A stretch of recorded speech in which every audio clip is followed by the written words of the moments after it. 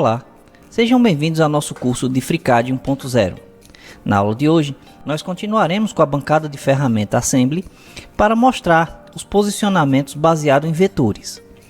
Os posicionamentos baseados em vetores é a maneira que o FreeCAD tem para fazer a associação entre as peças na montagem.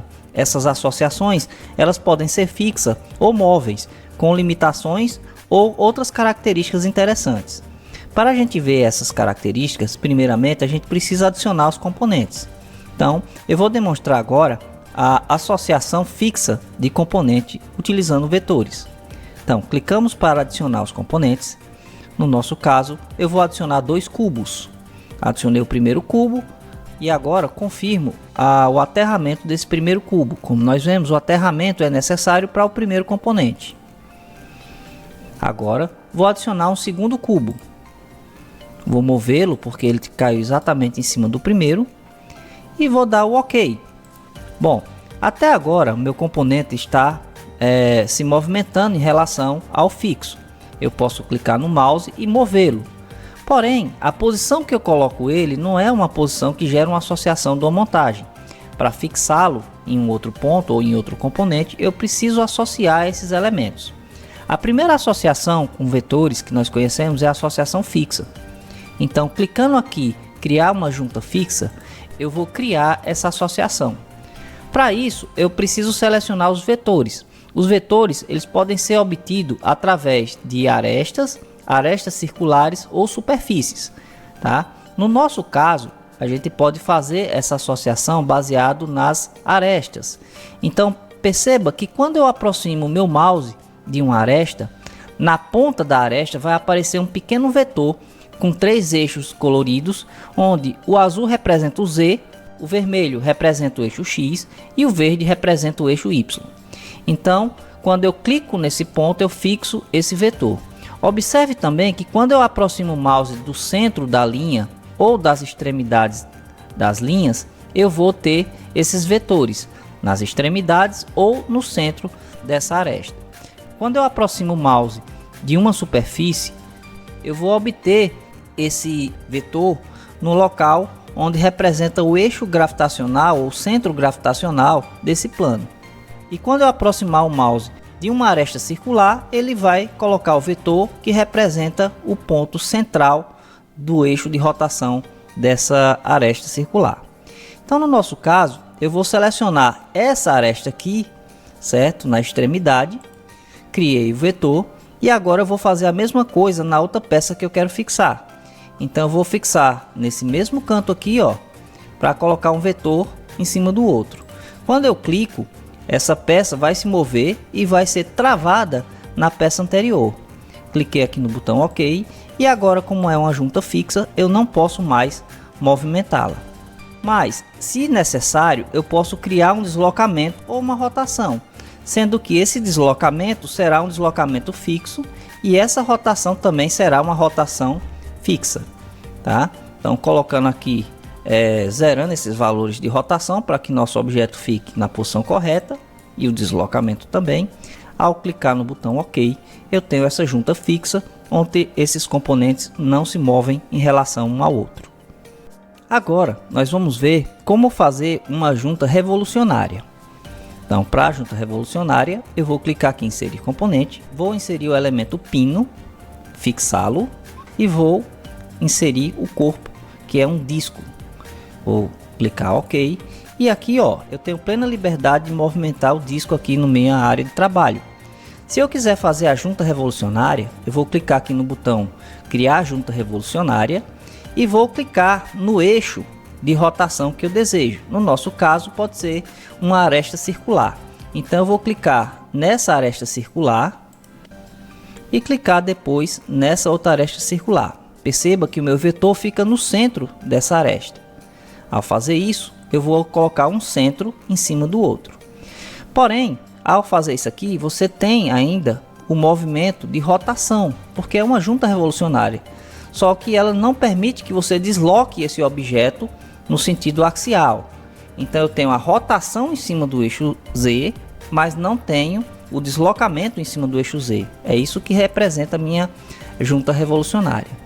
Caso eu queira limitar esse movimento, eu posso utilizar as funções de limite, de ângulo mínimo, posso dizer qual é o ângulo que vai começar a minha rotação, e ângulo máximo, qual é o ângulo que vai terminar a minha rotação.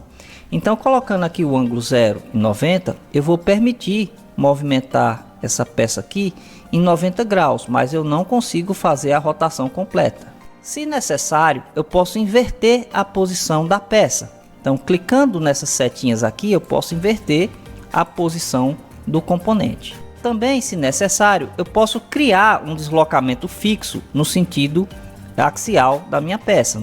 Então, esse deslocamento eu poderia ter 5 milímetros positivo, no caso aqui no sentido do eixo Z, ou menos 5 milímetros, ou qualquer medida que eu quiser, no sentido de negativo, no sentido contra o eixo Z. Então, eu tenho também essa possibilidade de fazer o deslocamento fixo. Bom, uma vez feito isso, eu posso clicar no botão OK e finalizar a minha junta revolucionária. Bom, eu também tenho a possibilidade de criar uma junta cilíndrica. A junta cilíndrica, ela permite tanto a revolução quanto o deslocamento axial.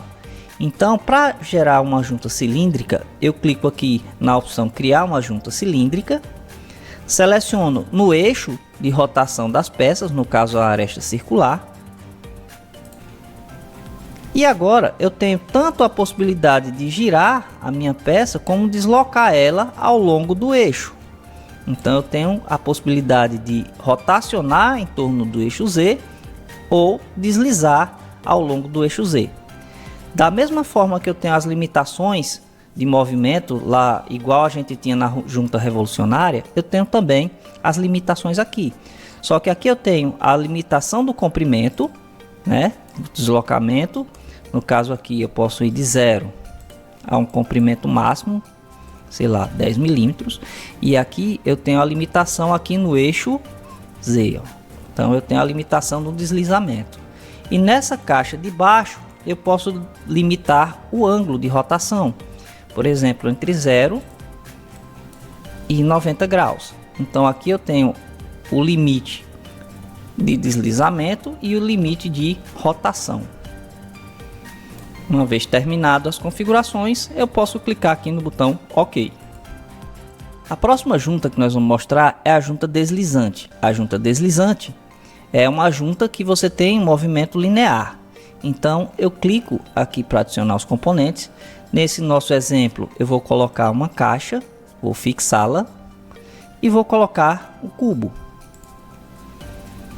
Ok. Bom, eu vou trazer esse cubo para cá para poder fazer a nossa associação. Para fazer a associação, eu vou clicar aqui na ferramenta de criar junta de controle deslizante. Vou selecionar uma das arestas na nossa caixa, que vai ser a aresta que vai determinar o sentido do movimento. Por exemplo, essa aresta aqui.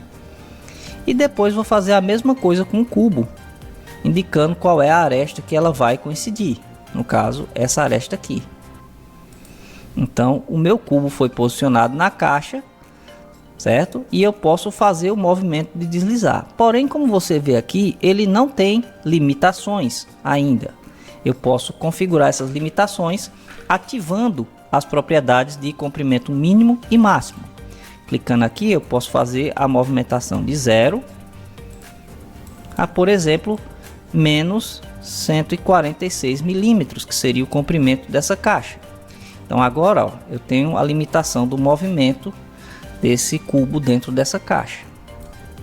Clicando no botão OK, eu finalizo essa ferramenta. Agora eu vou mostrar o último posicionamento por vetor, que é a nossa junta esférica. Ela pode ser feita por um sistema de bola encaixe. Então vamos ter uma das peças com uma cavidade esférica e uma segunda peça com uma esfera. Clico no botão OK e confirmo o posicionamento. Bom, uma vez que eu tenho essas duas peças aqui, para realizar a junta universal, eu vou clicar aqui no criar junta esférica. Vou clicar na superfície esférica de uma das peças.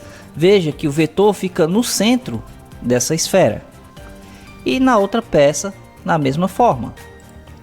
Ao fazer isso, eu posicionei essas esferas na posição dela. E agora eu posso movimentar essas peças de modo que ela possa ficar nesse encaixe presa aos vetores de rotação. Clico no botão OK e a junta está concluída. Bom pessoal, por hoje a gente encerra por aqui. Na próxima aula nós veremos mais ferramentas de junções. Até lá!